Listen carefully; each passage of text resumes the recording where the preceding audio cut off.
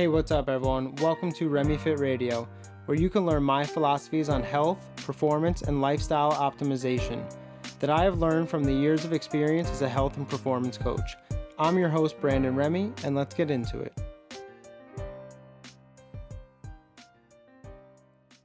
All right, we're live. What's up, everyone? Here today talking about the shitty good fight. I want to start off by saying, if you are a competitive athlete, competitive jiu-jitsu athlete, don't even think about doing the good fight anymore. It's a terrible tournament. Run completely ass backwards, if you will. So basically, all right, I'll tell you the whole story, the whole day, right? So a couple days prior, right, I was checking my emails.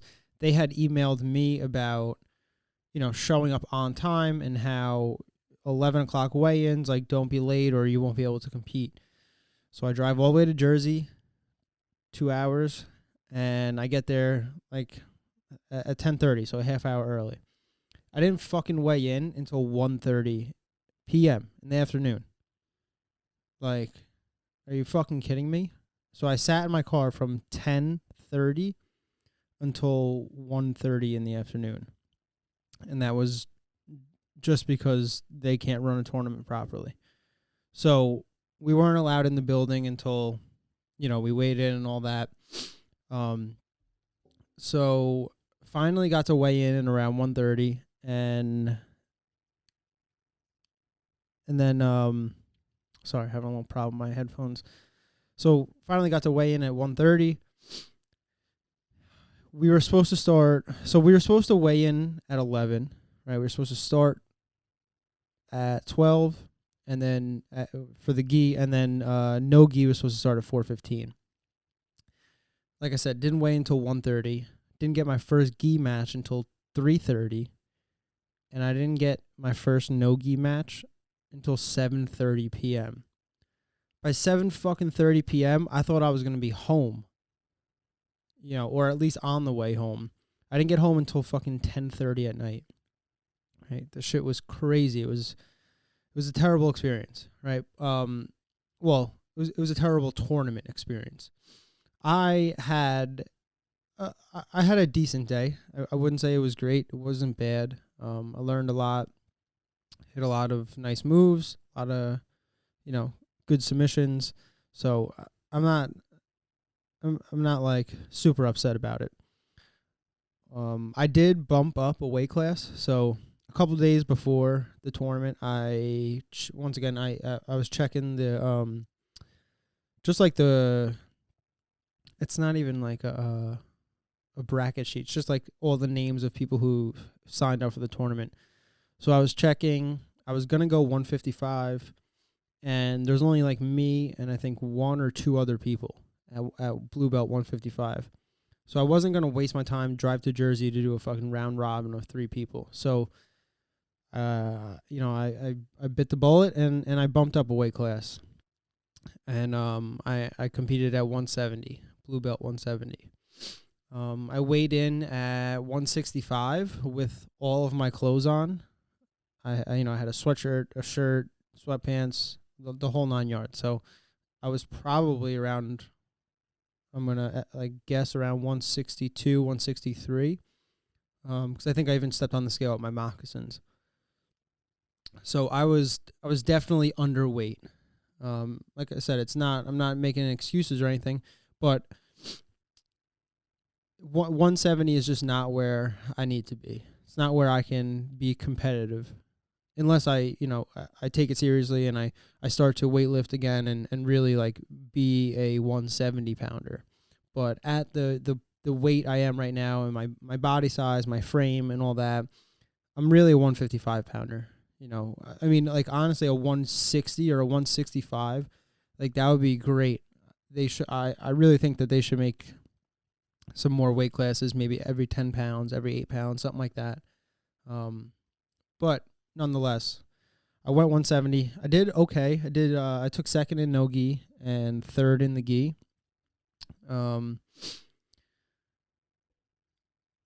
So I learned it was like overall it was a good day. I learned a lot. A lot of my teammates and fellow competitors, they did great.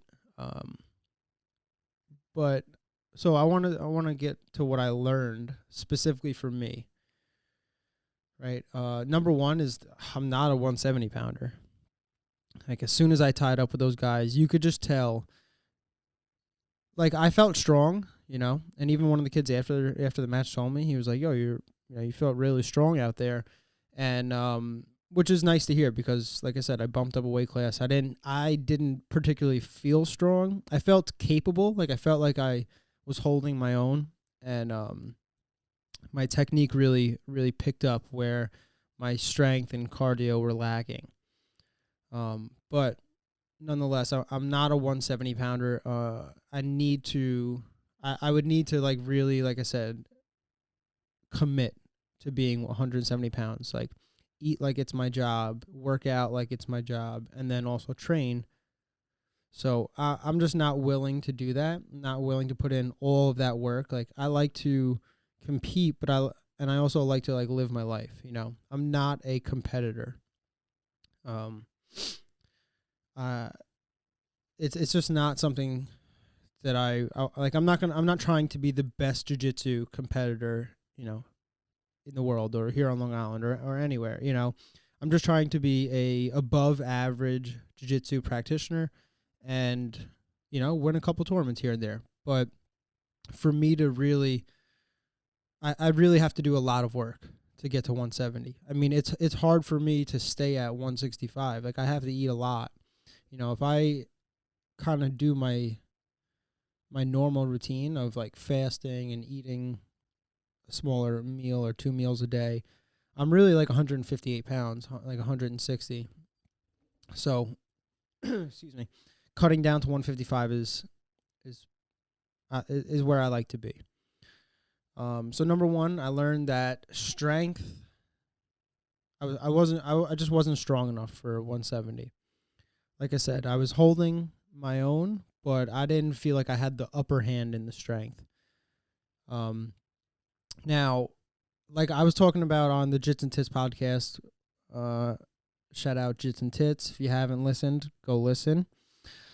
We were talking about like some of the guys were asking me like if there was anything extra that I was doing to prepare for the tournament, and this was like a couple of weeks ago we were having this conversation, and at the time I said no.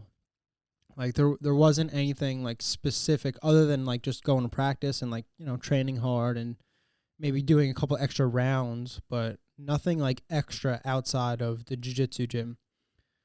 And that it wasn't just because like I was lazy. I mean, that was definitely part of it, but I also was curious. I was curious to see the difference of like what would impact success more, right? My strength and my cardio or my skill and my technique. So like for the last like I would say year and a half, like I've really been focused on my technique, on my jiu-jitsu technique of, getting all the moves down, hitting, like almost like robotic. And I know that's not like how it is in a tournament or in a live roll. But when I drill, I think of it as segments, right? I do steps. I do step 1, step 2, step 3, step 4, and it carried over from the wrestling days. Like that's how I remember learning, specifically like a stand up, right? From like referee's position, right? Like step 1 is, you clear the arm, and you clear the arm and the leg, right? The inside leg, whatever side that the person is on. So you step up, clear the arm, clear the leg, you catch their hand, right? Step 2 is you come up to your feet, and you go 2-on-1, get that hand to the hip. Step 3 is pushing those hips forward, kind of arcing your back, and then step 4 is twisting, or turning and cutting through with that arm to make sure that you block that reshot. So that's how I learned wrestling, is in steps. Step 1, step 2, step 3, step 4, right? Chain wrestling, chain of events. So I like to practice jiu-jitsu that same way. I feel like it's a great way to learn. You don't just learn a big move. You break it down into those little steps. And then, a bunch of steps makes a staircase. And next thing you know, you're on the next level. So, just breaking things down in those steps really helped me the last year. Drilling, not always, killing myself and my partners during live rolls. Some days I just go in there and think about control. Can I control myself, my breath, my movement, my body? Can I control my opponent? I don't care about subs. I don't care about, how many times they subbed me, right? Sometimes I go in there, I just think about control, right? I just think about my technique, stuff like that.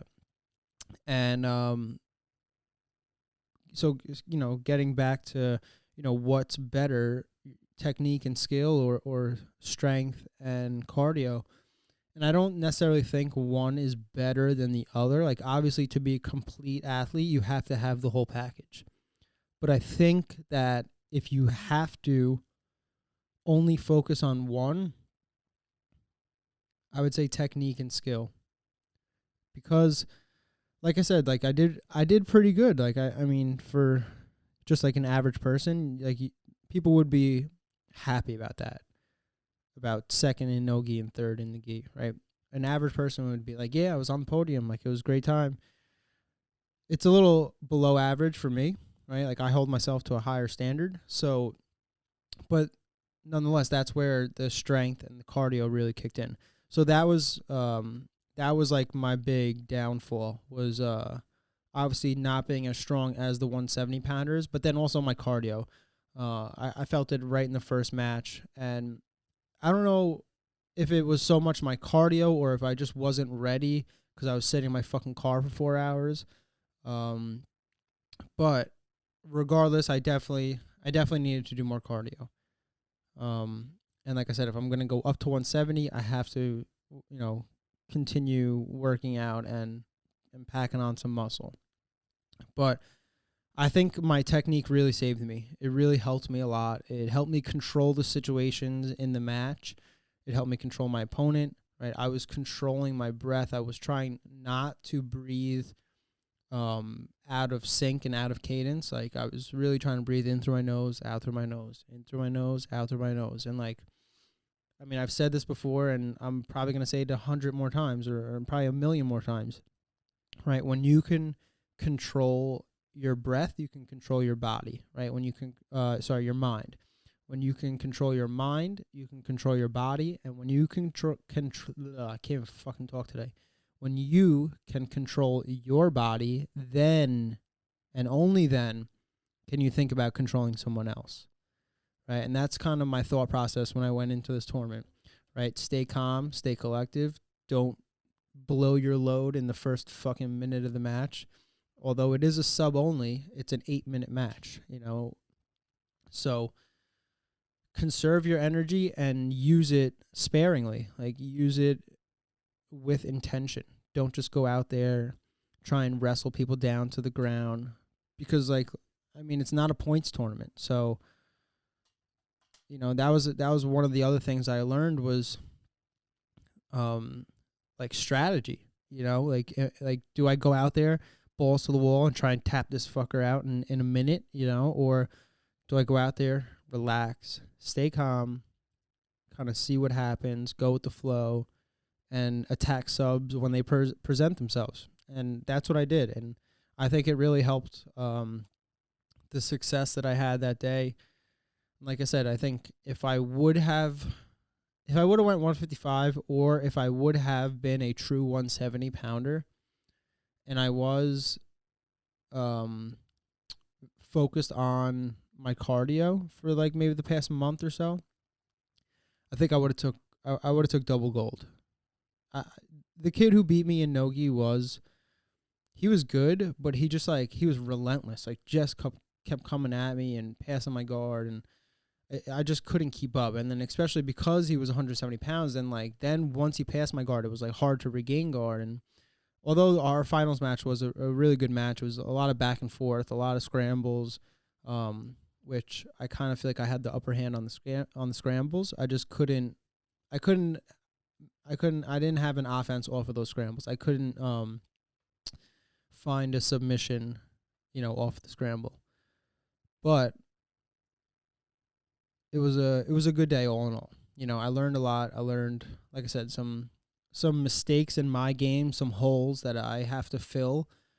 I learned like the difference in strategy between, gi and no-gi, and then also points tournaments versus sub only. Like in a points tournament, you might have to be more energetic, more like a wrestling match, like go, go, go, go, go. But in a sub only, like you're just looking for subs. You're not looking to advance position. You're not looking, you're not worried about sweeps. Like you can give up positions. So there's a little bit of a difference when you're training for, like I said, sub only or like a points match.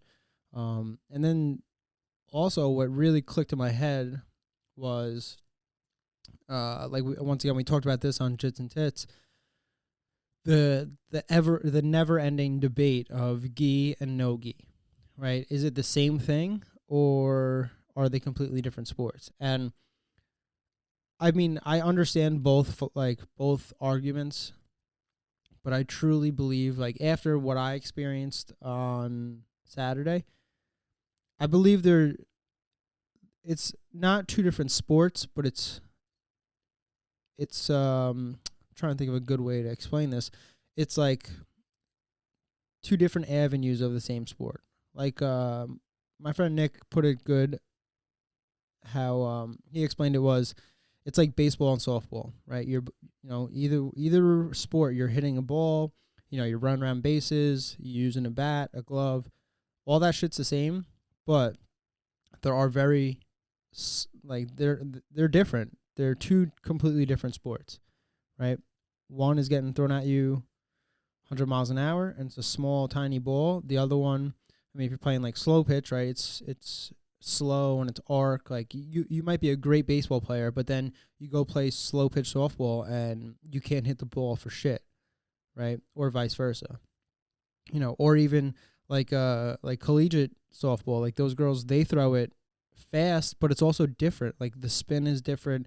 So it's kind of like that between gi and no gi, right? It's all of your game in no gi should remain the same. Once you put the gi on, once you put the gi on, right, your game should still remain the same, right? You should have all those sweeps, the takedowns, submissions, all that.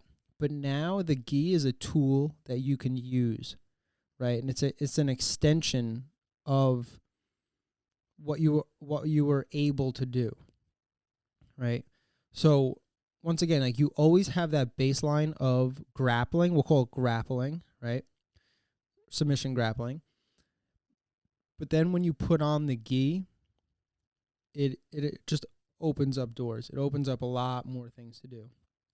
A lot more chokes, a lot more grips, and then off of those chokes off those grips come sweeps and more different submissions, stuff like that. So once again, I don't think that they're completely different, right? You're still practicing jiu-jitsu, but it's the way you go about it.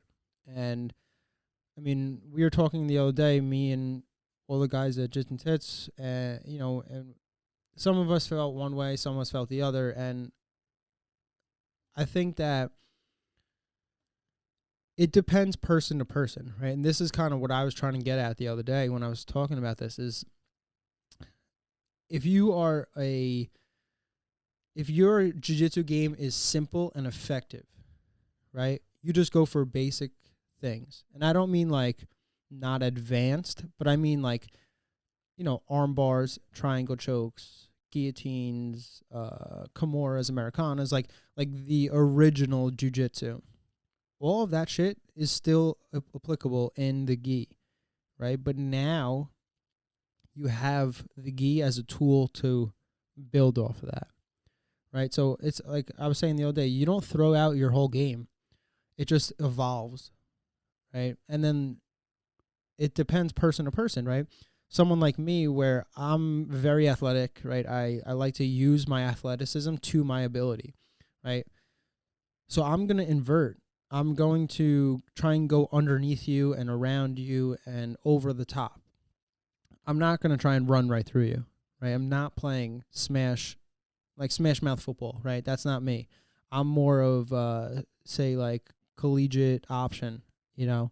I'm the quarterback running and then pitch to the running back, right? That's my jiu-jitsu game. It's athletic. It's kind of, like, I don't know, Matt Savvy, like flashy, whatever you want to call it, right? I don't like to play simple because I feel like simple, I feel like not that I'm better than that, but my body allows me to do more than that. And if you're an athletic person, I think that you should try and use that athleticism to your advantage. If you're just a strong, say, powerlifter dude, then, use that strength to your advantage. Whatever your advantage is, you should use. And that is what's really going to dictate your gi or no gi, like what you're better at, what you like more, and then just how different your approach is, right? So for example, me, when I compete no gi, I don't have a problem wrestling. Like I mean, that's what I did my whole life growing up. So I don't have a problem taking people down, bumping heads, clubbing, like, fucking hit me. I don't give a shit, right?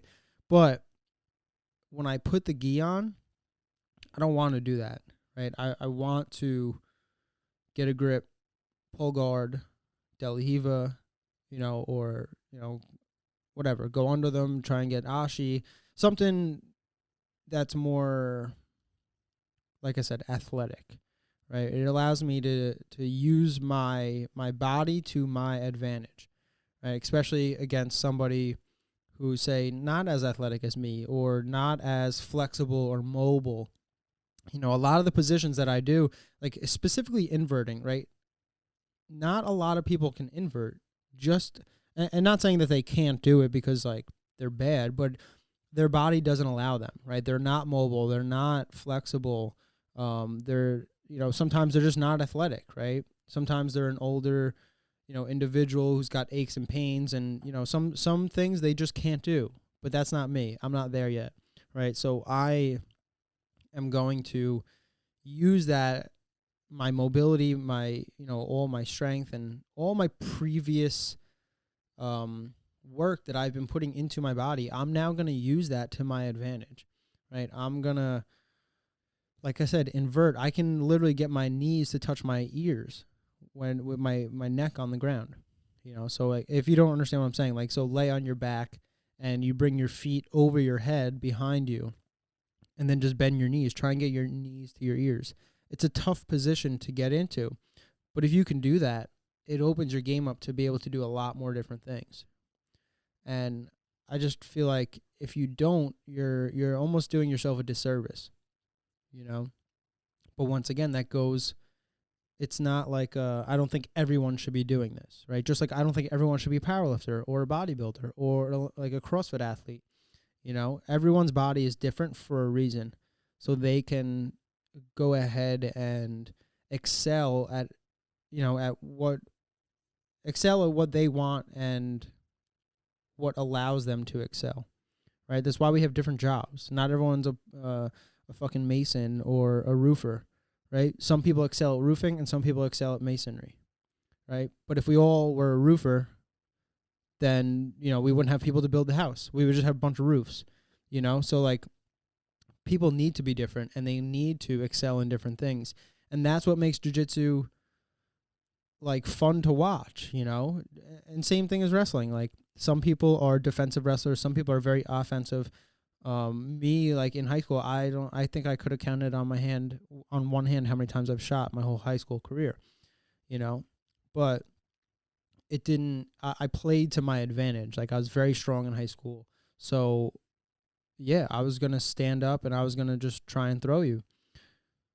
and that was, playing to my advantage. Like I was very strong in high school, but I wasn't athletic.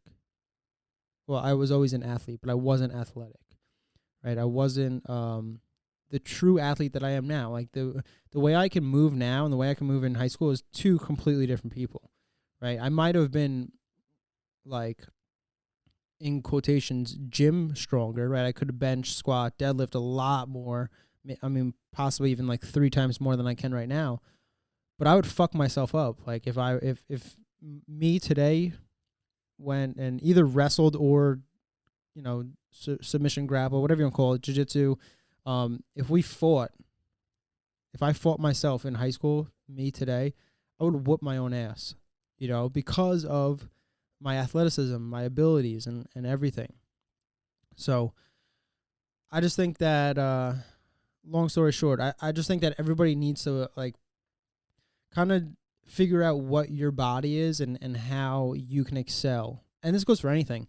I mean, this isn't just jiu-jitsu. Like, I mean, if you think about, like, football, right, you're not going to have a fucking, like, a tall, skinny kid play the line, right? You're going to have usually maybe a shorter, stockier, stronger person play the line. Tall, skinny kid's going to be like quarterback, D-back, a wide receiver, tight end, something like that. So like every other sport, we think about using our body to help us, except for when it comes to like jiu-jitsu, some people think that it's like the same across the board. And I mean, I don't know. I just don't think, I think that you should always play to your advantages. If you're an athletic person, play athletic jiu-jitsu, right? If you are a very strong but not really athletic, then, play that like lazy jiu-jitsu where you can use your strength to your advantage, but you don't have to like invert and roll and, create these crazy scrambles. So that's one thing that really kind of opened my eyes this weekend.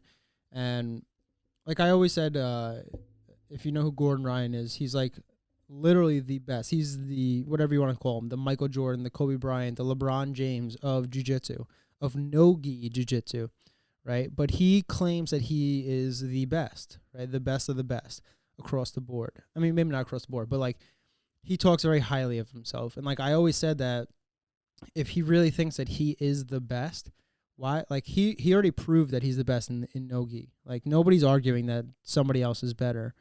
So why don't you just put the gi on? Why don't you just try and challenge yourself, And this weekend kind of showed me why, because it is not that it's two different sports, but like, for example, like I always thought I was better at the gi.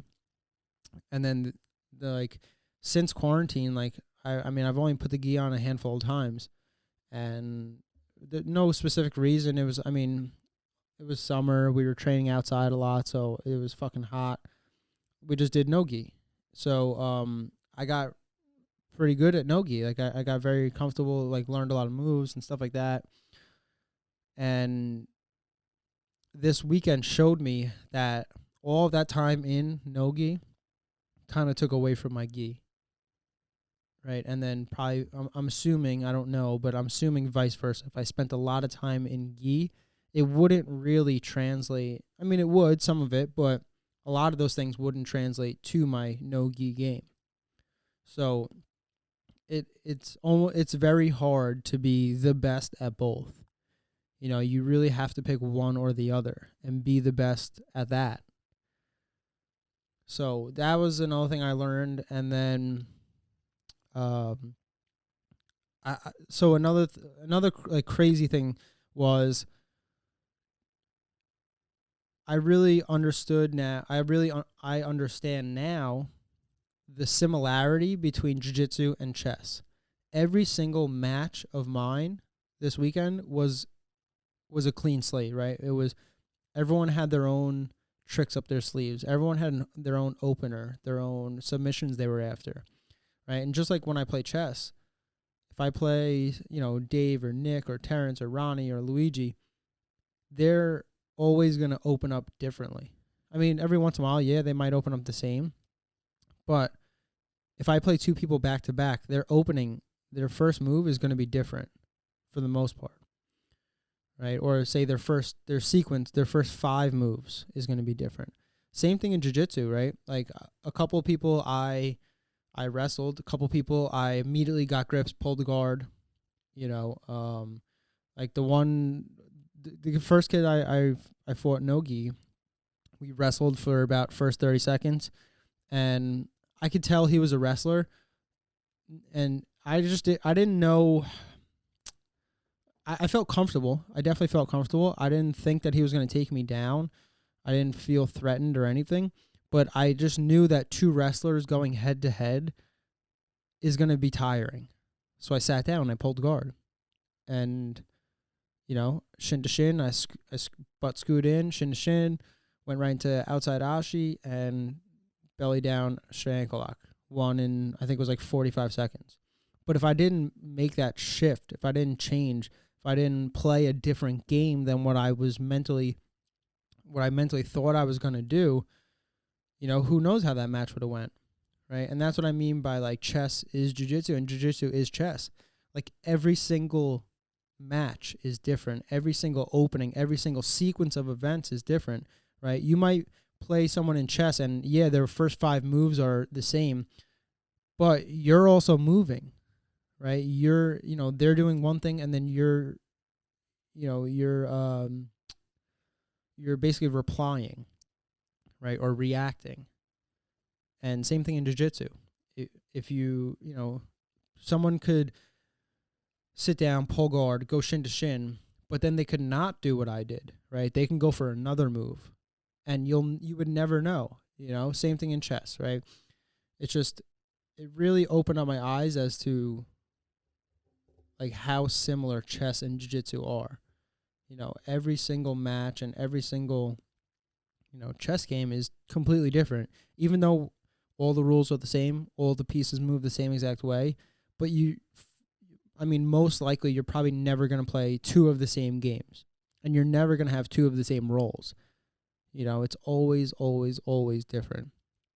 And it's fun because, and that's what's nice about a tournament, is it allows you to use different strategies. Like I said, one kid I wrestled to the ground, another kid in the gi I immediately got grips, pulled guard.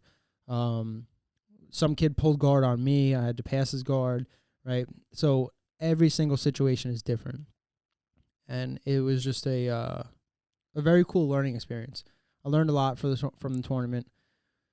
And I guess I'm not like unhappy with my performance, but I'm also not like, out partying. I think like I said before, if I would have went 155, I probably would have took home some hardware. But yeah, it was a good match. It was a good day.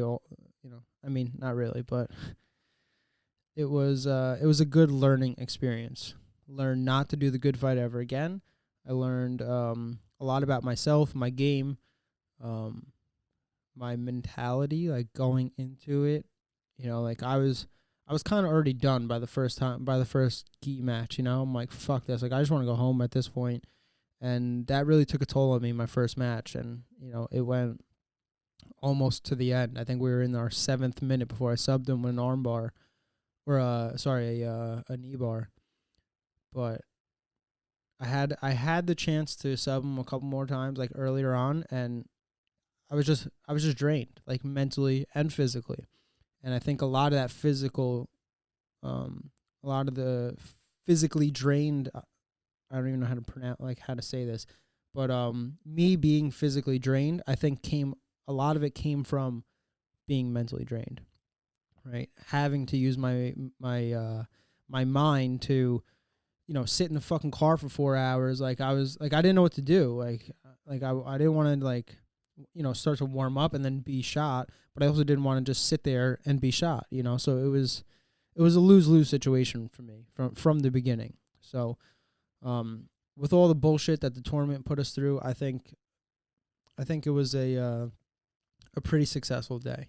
I would like to honestly run through that tournament again if it was like on schedule and see if there's any different in the outcome, you know. But yeah, so I mean that's really it. That's kind of what I learned from the tournament. I mean, one thing I already knew this, but as like not a lot of new people to jiu-jitsu understand this, that yeah, you might be going in air quotes 100% at your gym, right, during live rolls, but it is nothing like 100% when you're actively competing, right? Think about like if you're at 100% in your gym, competing is 150 or even 200%. So that's also another a big eye opener for, I guess, a lot of people in general, is just that like what you think is 100% is really not until you're in a life or death situation. And I don't mean life or death, but, you know, in a competitive situation. So, yeah, that's it. Any comments, questions, concerns? You guys know where to find me. Shoot me an email, brandon@RemyFitHP.com. Anyone, that's another thing. Anyone that you want me to interview, that you want me to talk to, that you want some more information about them, tag them in my posts or, you know, introduce us, and I'll try and get them on the podcast. Peace. And that does it for another episode of RemyFIT Radio. Thank you for tuning in. I hope you enjoyed listening, and if you think I can add any value to someone else, please like, share, and subscribe.